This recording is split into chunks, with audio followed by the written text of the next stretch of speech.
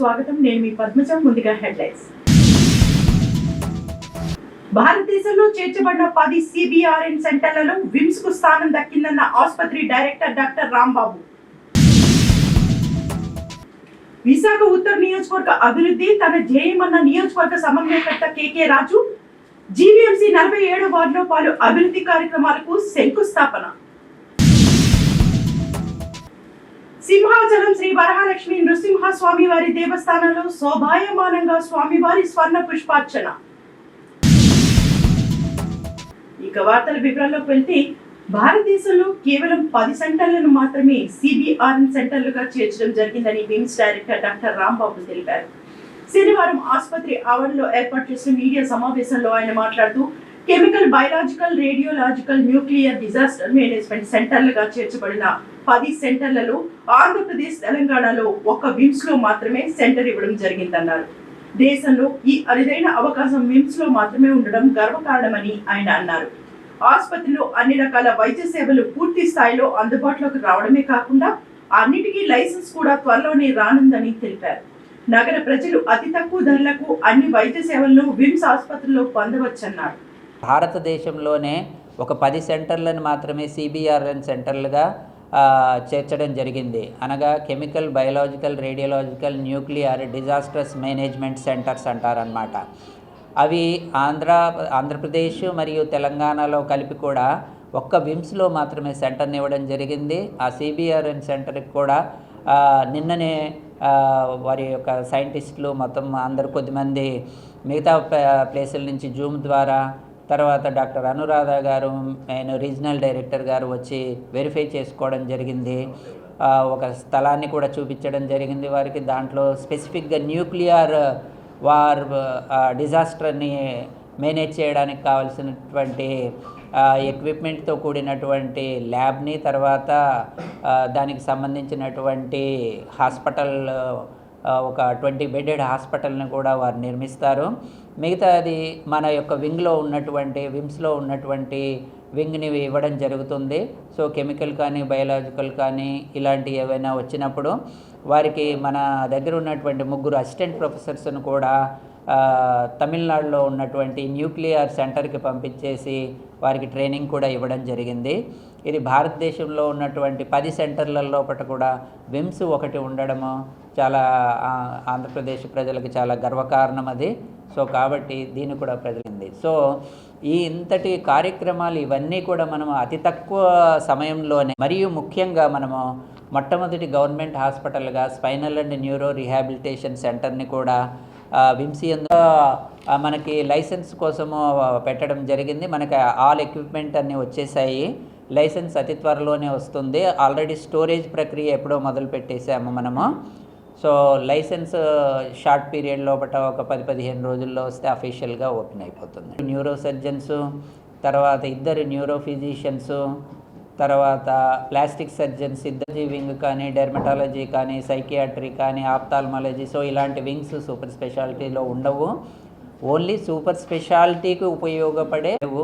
So కాబట్టి super speciality హాస్పిటల్కి ఉపయోగపడే అలైడ్ స్పెషల్ కానివ్వండి, ఎక్విప్మెంట్ని కానివ్వండి సమకూర్చుకునేసేసి చేస్తున్నాము. కాబట్టి ప్రజలందరికీ మీరు ఈ విషయాలను తెలియజేస్తారనేసి కోరుతున్నాను. విశాఖ ఉత్తర నియోజకవర్గ అభివృద్ధి తన ధ్యేయమని ఆ నియోజకవర్గ సమన్వయకర్త, రాష్ట్ర నెట్క్యాప్ చైర్మన్ కేకే రాజు అన్నారు.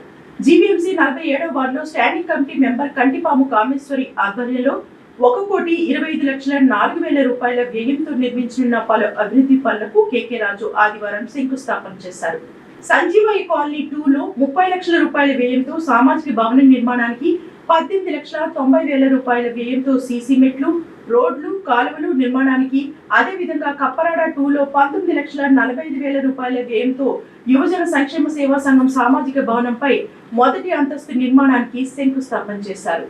వీటితో పాటు అంబేద్కర్ ఎస్టేట్ నుండి పెద్ద కొత్తూరు గెడ్డ వరకు 18,72,000 రూపాయల వ్యయంతో జిఐ వాటర్ పైప్ లైన్ మార్చడం కోసం, బాపూజీ నగర్ నుండి అరుంధతి నగర్ వరకు 67,97,000 రూపాయల వ్యయంతో సీసీ రోడ్లు మరియు డ్రైన్ల నిర్మాణానికి శంకుస్థాపన చేశారు. అనంతరం వార్డులో పర్యటించి స్థానికంగా ఉన్న ప్రజలను సమస్యలు అడిగి తెలుసుకుని వాటిని కూడా వెంటనే పరిష్కరించేందుకు కృషి చేస్తానని కేకే రాజు అన్నారు. నమస్కారం. ఈరోజు విశాఖ ఉత్తర నియోజకవర్గంలో 47వ వార్డులో 47వ వార్డు కార్పొరేటర్ సోదరి శ్రీ కంటిపం కామేశ్వర గారి ఆధ్వర్యంలో సుమారు 2,75,00,000 రూపాయలు వివిధ పనులకు సంబంధించి శంకుస్థాపన, గతంలో పూర్తయిన కొన్ని వర్కులకు సంబంధించి నాగరికం కూడా చేపట్టింది. అందులో ముఖ్యంగా సామాజిక భవనాలకు సంబంధించి ఈ కొండవాళ్ళ ప్రాంతాల్లో ఉన్న రోడ్స్కి, డ్రైన్స్కి సంబంధించి కాకుండా సుమారు 98 లక్షల రూపాయలు నిధులతో ఎప్పటి నుంచో దీర్ఘకాలికం ఉన్న గడ్డని జయప్రకాష్ నగర్ ప్రాంతంలో శాంక్షన్ కూడా అవ్వడం జరిగింది. కాకపోతే ఫైనాన్షియల్ మనందరికీ కూడా తెలుసు, ఫైనాన్షియల్ శాంక్షన్ రావాలి. ఈ మనం ఆల్మోస్ట్ ఈ మార్చ్ అండ్ ఏప్రిల్ నాటికి అంగన్వాడీ సెంటర్స్ రెండు కూడా ప్రారంభించడానికి అవకాశం ఉంది. బహుశా ఎన్నికలు కూడా ఉంది కాబట్టి ఎన్నికలు అయిపోయిన తర్వాత తప్పకుండా ఈ వాటిలో కొత్తగా 2 అంగన్వాడీ సెంటర్స్ కూడా నిర్మాణం చేయడం జరుగుతుంది.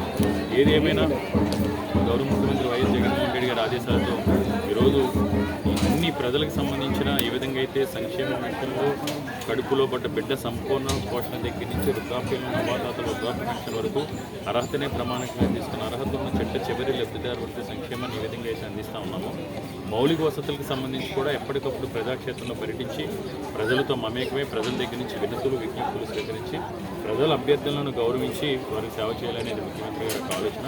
తప్పకుండా ఈ వార్డులో ఇంకా భవిష్యత్తులో కూడా, ఎందుకంటే మీ కార్పొరేటర్ గారు వార్డు కార్పొరేటర్ స్టాండింగ్ కమిటీ మెంబర్గా కూడా ఉన్నారు. స్టాండింగ్ కమిటీ మెంబర్గా ఉండటం వల్ల కూడా అదనంగా సుమారు 2.5 కోట్ల రూపాయల నిధులతో ఈ వార్డుకి నిధులు తీసుకొచ్చే అవకాశం ఉంది. కాబట్టి ఈ వార్డు ఒక మహిళగా, ఒక ఎస్సీ సామాజిక వర్గానికి సంబంధించిన యువతిగా కార్పొరేటర్ అయినా చాలా సమర్థవంతంగా గతంలో ఎన్నడూ కూడా చేయలేనటువంటి విధంగా ఈరోజు 47వ వార్డు అభివృద్ధికి పాటుపడుతున్నందుకు సోదరి కామేశ్వర గారిని కూడా నేను అభినందిస్తున్నాను. ఈ కార్యక్రమంలో ఏఈ చాణిక్య, కోఆప్షన్ సభ్యులు సేనాపతి అప్పారావు, జేసీఎస్ మండల కన్వీనర్ వసంతాల అప్పారావు, 47వ వార్డు నాయకులు కోరిబిల్లి విజయ్, సుకుమార్, గురువోజీ, కృప, రాఘవులు, జగ్జీవన్, సురేష్, లక్ష్మణ్, రమేష్, చందు, నర్సింగ్, కనకరాజు, భోగి, జయకుమార్, భోగి, రమణ, సాయి, దమయంతి, సంతోష్, రాము, గ్రామ పెద్దలు, సచివాలయం కన్వీనర్లు, కార్యకర్తలు, మహిళలు, సచివాలయం సిబ్బంది, వాలంటీర్లు పాల్గొన్నారు. సింహాచలం శ్రీ వరహాలక్ష్మి నృసింహ స్వామివారి ఆలయంలో వైదిక సిబ్బంది ఆధ్వర్యంలో స్వామివారికి 108 బంగారు సంపెంగలతో శోభాయమానంగా ఆదివారం స్వర్ణ పుష్పార్చన శాస్త్రోక్తంగా జరిపించినట్లు ఆలయ కార్యనిర్వహణాధికారి శ్రీనివాసమూర్తి తెలిపారు. అర్చకులు వేకువజామున స్వామిని సుప్రభాత సేవతో మేల్కొల్పి ప్రాతకాల పూజలు సాంప్రదాయబద్ధంగా నిర్వహించారు. శ్రీదేవి భూదేవి సమేత శ్రీ గోవిందరాజు స్వామి వారిని సర్వాంగ సుందరంగా అలంకరించి ఆలయ కళ్యాణ మండపంలో వేదికపై అధిష్ఠింపచేసి వేద మంత్రాలు, నాదస్వర మంగళ వాయిద్యాల నడుమ శ్రీ స్వామివారి స్వర్ణ పుష్పార్చన సేవ వైభవంగా నిర్వహించారు. భక్తులు శ్రీ స్వామివారి ఆర్జిత సేవలో ప్రత్యక్షంగా పాల్గొని తరించారు.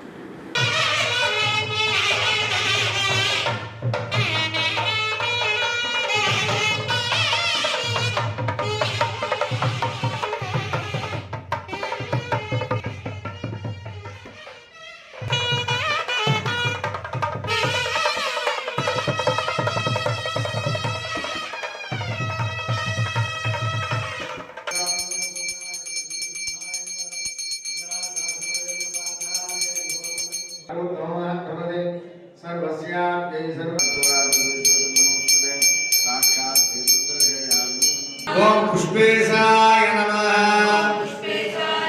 ओम कुलेशाय नमः, ओम केशवाय नमः, ओम जयसिंहरूपाय नमः, ओम रणसिंहरूपाय नमः, ओम लघुसिंहरूपाय नमः, ओम रणसिंहरूपाय नमः, ओम श्री लक्ष्मी नृसिंहाय नमः, ओम निविडाय नमः, ओम निराल्पाय नमः, ओम नीलाय नमः, ओम निष्कलाय नमः, ओम कलात्मने नमः, मेषगमनाय नमः, ओम निर्द्वन्द्वाय नमः, ओम सुभंजयाय नमः, ओम सूत्राय नमः, ओम शत्रुंजयाय नमः, ओम निरंजनाय नमः,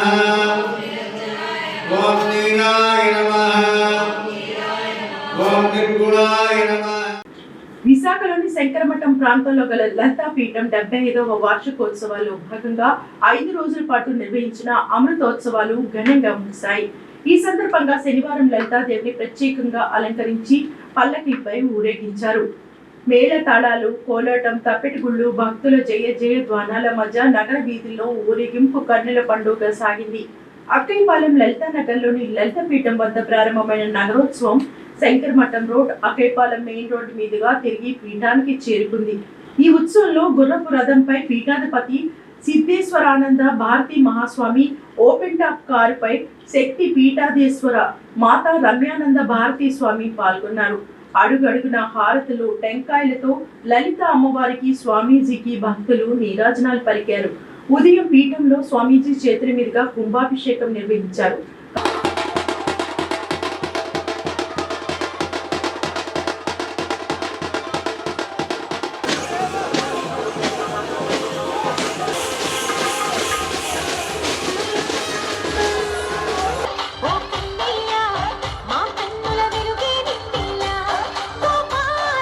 महादेव जय शिवाय सततं नमः नम प्रकृत्यै भद्राजय नेता प्रणदास्पदां భక్త మహాశైలారా, మన విశాఖపట్నం లలితాపీఠంలో అమృతోత్సవాలు అత్యంత వైభవంగా జరుగుతున్నాయి.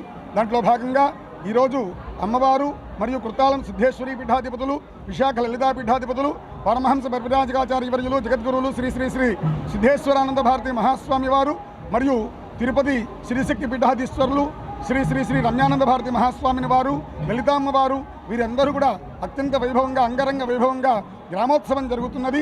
ఈ కార్యక్రమం ఈరోజు ఉదయం మహాకుంభాభిషేకంతో అమ్మవారి అమృతోత్సవాలు పరిపూర్తయి ఈ గ్రామోత్సవంతో ఈ కార్యక్రమాలన్నీ కూడా దిగ్విజయంగా పరిపూర్ణమైనట్టుగా భావిస్తున్నాం. ఈ కార్యక్రమాల్లో భక్తులందరూ చాలామంది పాల్గొన్నారు. మరి ఆహ్వాన కమిటీ అందరూ కూడా సాయశక్తులా కృషించి ఈ కార్యక్రమంలో చాలా వారి కృషిని మనం కొనియాడాలి. ఎందుకంటే ఎంతమందో భక్తుల్ని వాళ్ళందరూ రాబట్టి, మరియు మన యొక్క సెక్రటరీ వారు కానివ్వండి, చైర్మన్ మన మేనేజర్ వారు కానివ్వండి, మన్నవ కృష్ణసేన్ గారు మరియు నరసింహమూర్తి గారు స్వామివారి యొక్క అనుగ్రహంతో మరియు కమిటీ సభ్యులందరూ కూడా ఈ కార్యక్రమాలన్నింటినీ కూడా దిగ్విజయంగా చేశారు. వారందరికీ కూడా మరియు కమిటీ వారందరికీ, భక్తులందరికీ కూడా గురువుల ఆశీస్సులు, అమ్మవారి ఆశీస్సులు ఉండాలని కోరుకుంటున్నారు. కార్యక్రమంలో పుట్టాళం పురోహితుడు మాచుమూలు రమేష్ శర్మ, లలితాపీఠం మేనేజర్ మన్నవ కృష్ణసేన్, నిర్వాహక కార్యదర్శి వెంపరాల నరసింహమూర్తి, ఉత్సవ కమిటీ అధ్యక్షుడు పిఎల్ఎన్ శర్మ, కమిటీ సభ్యులు శ్రీధర్ చిన్నతో పాటు పెద్ద సంఖ్యలో భక్తులు పాల్గొన్నారు. అమర గాయకుడు, గాన గంధర్వుడు ఘంటసాల వెంకటేశ్వరరావు 50వ వర్ధంతి వేడుకలు ఘంటసాల స్మారక పీఠం ఆధ్వర్యంలో వచ్చే నెల 3, 4 తేదీల్లో అత్యంత వేడుకగా నగరంలో నిర్వహించనున్నట్లు పీఠం ఉత్తరాంధ్ర వ్యవస్థాపకులు స్వర సామ్రాట్ డాక్టర్ టి శరత్ చంద్ర తెలిపారు. ఆదివారం ద్వారకానగర్లో సంఘం కార్యాలయం ముందు ఏర్పాటు చేసిన మీడియా సమావేశంలో ఆయన మాట్లాడుతూ, తన స్వరం ద్వారా జాతీయ, అంతర్జాతీయ స్థాయిలో ఖ్యాతిగాంచిన ఘంటసాల 50వ వర్ధంతి పురస్కరించుకొని మార్చి 3, 4 తేదీల్లో డాబా గార్డెన్స్ అల్లూరి విజ్ఞాన కేంద్రంలో ఐడియల్ గంధర్వ ఏపీ 2024 పేరిట ఓ బృహత్తర కార్యక్రమం నిర్వహిస్తున్నట్లు తెలిపారు. ఈ సందర్భంగా పాడుతా తీయగా మాదిరిగా ఘంటసాల గ్లోబల్ ప్రాజెక్టు ద్వారా ఘంటసాల పాటల పోటీ కార్యక్రమం నిర్వహిస్తున్నామన్నారు. ఈ కార్యక్రమంలో 3వ తేదీన ఉత్తరాంధ్రలో ఉన్న 9 నుంచి 80 సంవత్సరాల వయసు గల గాయని గాయకులకు ఘంటసాల పాటల పోటీ నిర్వహించి అర్హత పొందిన వారిని ఐడియల్ గంధర్వకి ఎంపిక చేయడం జరుగుతుందన్నారు. అనంతరం 4వ తేదీన ఘంటసాల గ్లోబల్ ప్రాజెక్ట్ లోగో ఆవిష్కరణ కార్యక్రమంతో పాటు ఘంటసాల స్వర పోషకులు, గాయకుడు దాము గేదెలకు ఘంటసాల జీవన సాఫల్య పురస్కారం అందజేస్తామన్నారు. కార్యక్రమానికి ముఖ్య అతిథులుగా సినీ హీరో సుమన్, ప్రముఖ మిమిక్రీ ఆర్టిస్ట్ సినీ నటుడు శివారెడ్డితో పాటు పలువురు ప్రముఖులు పాల్గొంటారన్నారు. విశాఖ నగరంలో ఇదివరకే ఘంటసాల గారి కోసం ఎన్నో కార్యక్రమాలు చేశాం. మిత్రులందరూ సహాయ సహకారాలతో ఘంటసాల పాట అంటే మహా ఇష్టమైన వాళ్ళతో చాలా కార్యక్రమాలు చేశాం. ఆ తర్వాత కరోనా వచ్చిన తర్వాత కొద్దిగా గ్యాప్ వచ్చింది. ఈలోగా ఇక కార్యక్రమాలు ఇస్తూ కొత్త ప్రాజెక్ట్ ఒకటి తీసుకురావాలి అని ఒక తలంపుతో, ఎందుకంటే ఇన్నోవేషన్ అనేది ఎక్కువ, క్రియేషన్. ఇప్పుడు భావితరాలకి ఇప్పటికీ కావాల్సింది ఏంటంటే, మా స్లోగన్ తెలుగు భాషకు వరం ఘంటసాల స్వరం.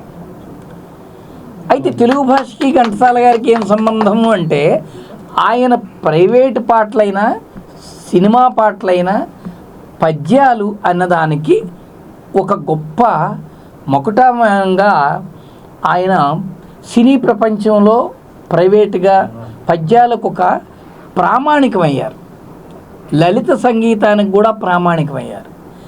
ఇదంతా కూడా తెలుగు భాషకు సంబంధించిందనమాట.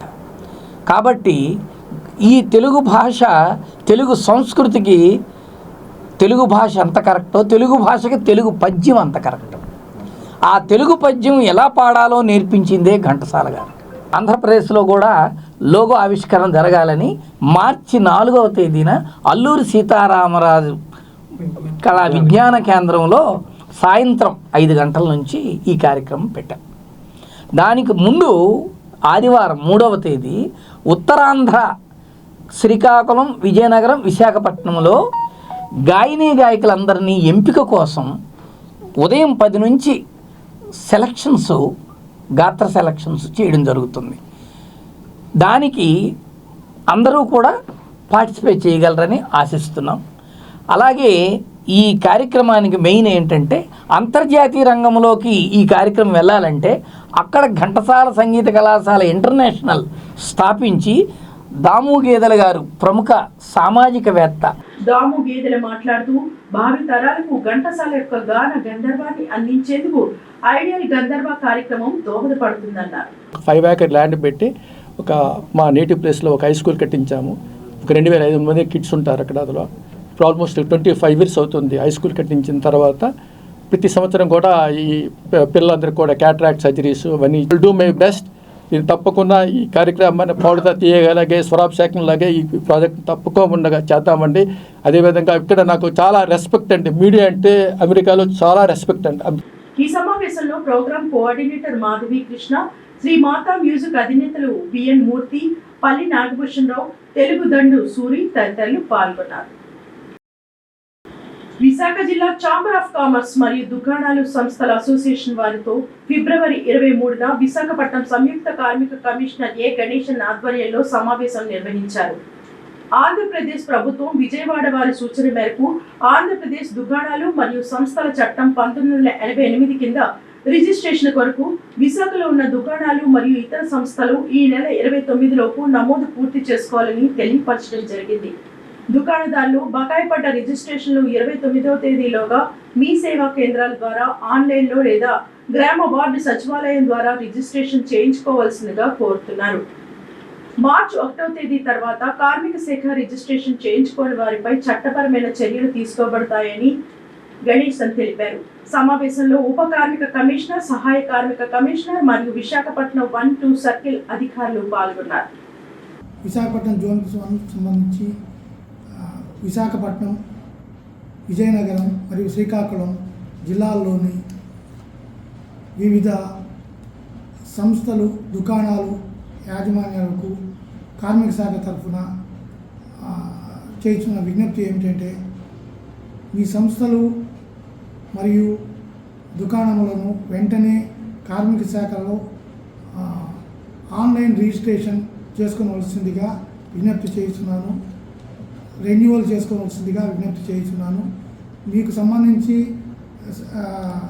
సమీపంలోని GSWS గ్రామ వార్డు సచివాలయాల్లో కానీ మీ సేవా కేంద్రాల్లో కానీ ఆన్లైన్ ద్వారా కార్మిక శాఖ సంబంధించిన దుకాణం సంస్థల రిజిస్ట్రేషన్ను చేపడతారు. దానికి సంబంధించిన ఫీజులు చెల్లించి 3 సంవత్సరాలకు ఒకేసారి రిజిస్ట్రేషన్ మరియు రెన్యువల్ చేసుకోవాల్సిందిగా విజ్ఞప్తి చేస్తున్నాను. అదే మాదిరిగా భవన నిర్మాణ రంగ కార్మికులకు భద్రతా ప్రమాణాలు పాటించవలసిందిగా, నిర్మాణ సంస్థలకు గృహ నిర్మాణం చేయించున్న యజమానులకు, వివిధ మేస్త్రీలకు, నిర్మాణ సంస్థలకు విజ్ఞప్తి చేస్తున్నాను. ముఖ్యంగా కార్మికులు మేడలపై నుంచి పడిపోవడం కానీ, పెయింటింగ్ చేస్తున్నప్పుడు కానీ, గోడలు కడుతున్నప్పుడు కానీ, రూఫ్ వర్క్స్లో కానీ అట్లా పడిపోతుంటారు. పడిపోయి గాయపడడం, చనిపోవడం జరుగుతుంటుంది. అటువంటి ప్రమాదాల నివారణకు గాను వారికి లైఫ్ జాకెట్లు, తర్వాత తాళ్ళు, తర్వాత షూసు, ఇటువంటివన్నీ కూడా హెల్మెట్స్ అటువంటివి కూడా అందించాల్సిన బాధ్యత నిర్మాణ సంస్థలది.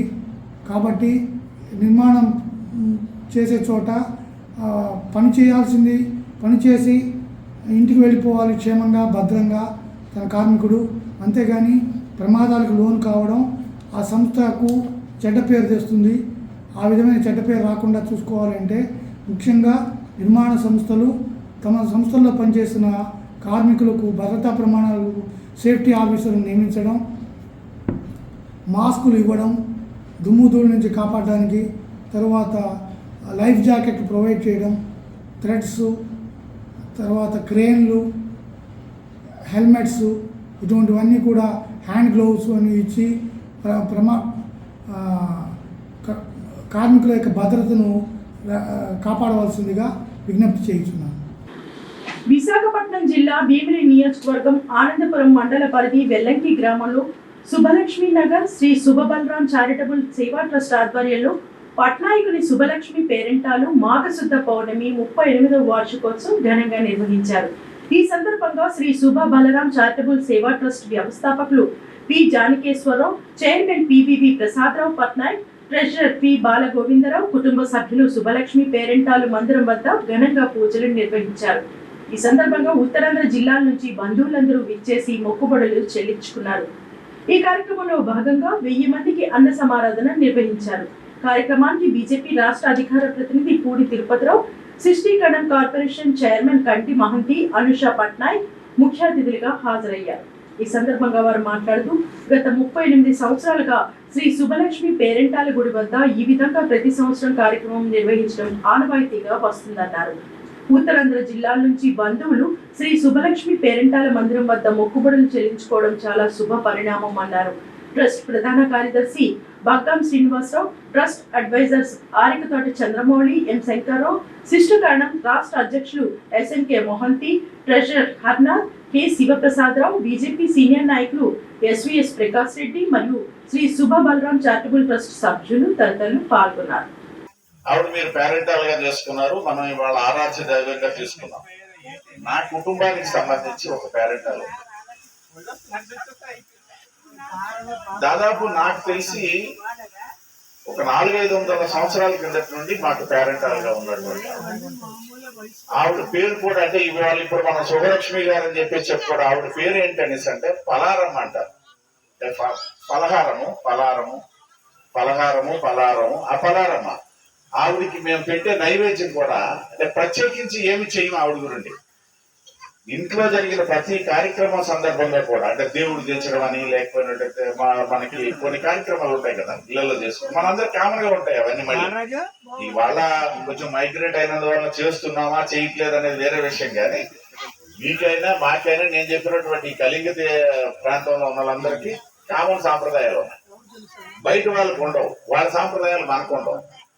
ఆ విధంగా ఆవిడికి మేమేం చేస్తాం అనేసి అంటే, ఉదాహరణకి ఇంట్లో ఒక పూజ కార్యక్రమం అయిపోయిన తర్వాత ఇప్పుడంటే రోడ్లు లేవు కానీ రోడ్డు పట్ల ముగ్గేసి అక్కడ ఆవిడకి మనం సమర్పించేది ఏంటంటే పలారమ్మ పేరే. అది నాకు తెలిసి మరి ఆవిడ పేరేదో తెలియదు. 500-600 ఇప్పుడు ఆ ఎమ్మనేసి అంటే మన సమకాలీనం కాబట్టి మీరు ఏదో చెప్పగలిగారు కానీ నేను చెప్పగలిగిన పరిస్థితి లేదు, నా తాతలు నాకు చెప్పిన పరిస్థితి లేదు. వార్తలు ముగించే ముందు ముఖ్యాంశాలు మరొకసారి. భారతదేశంలో చేర్చబడిన 10 సిబిఆర్ఎన్ సెంటర్లలో విమ్స్ కు స్థానం దక్కిందన్న ఆసుపత్రి డైరెక్టర్ డాక్టర్ రాంబాబు. విశాఖ ఉత్తర నియోజకవర్గ అభివృద్ధి తన ధ్యేయమన్న నియోజకవర్గ సమన్వయకర్త కెకే రాజు. జీవీఎంసీ 47వ వార్డులో పలు అభివృద్ధి కార్యక్రమాలకు శంకుస్థాపన. సింహాచలం శ్రీ వరహాలక్ష్మి నృసింహస్వామి వారి దేవస్థానంలో శోభాయమానంగా స్వామివారి స్వర్ణ పుష్పార్చన. ఇవి బులెటిన్ విశేషాలు. మరిన్ని వార్తా వివరాలతో మళ్ళీ కలుసుకుందాం. అంతవరకు సెలవు, నమస్కారం.